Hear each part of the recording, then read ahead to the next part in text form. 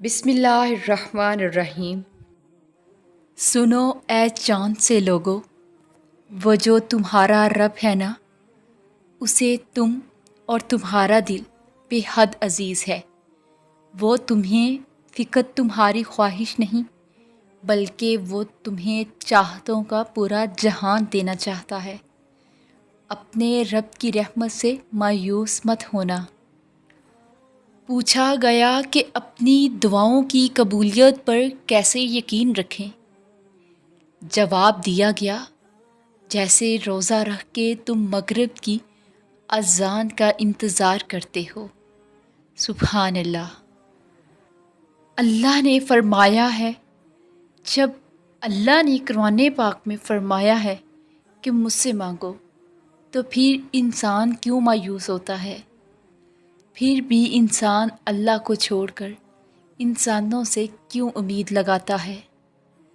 جب تک اللہ نہ چاہے کچھ حاصل نہیں ہو سکتا، اور جب اللہ راضی ہو جائے تو پھر کچھ لا حاصل نہیں رہ سکتا ہے۔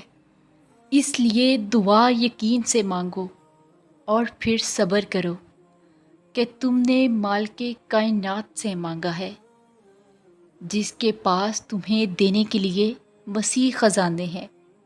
وہ تو بس تمہاری پکار کا منتظر ہے۔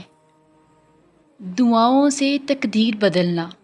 دیکھو، دعاؤں سے تقدیر کے رخ موڑ دیے جاتے ہیں۔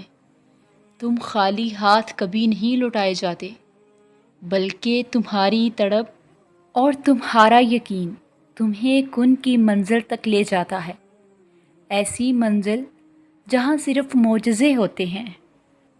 جب فجر، ظہر، عصر، مغرب اور عشاء اس کے سامنے روتے گڑ گڑاتے گزرنے لگیں، جب آنکھیں رو رو کر تھکنے لگیں، جب صبر حد سے باہر ہونے لگے، جب انسان کی بے بسی ہار مان چکی ہو، تب اللہ کی طاقت جواب دے ہی دیتی ہے۔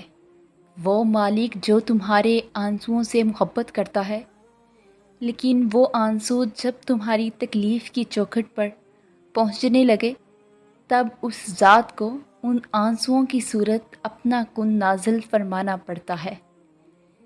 اس لیے جب تھک جاؤ تو مت سمجھنا کہ تم تھک گئے ہو، بس سمجھنا کہ اللہ کا جواب اب تمہارے قریب ہے۔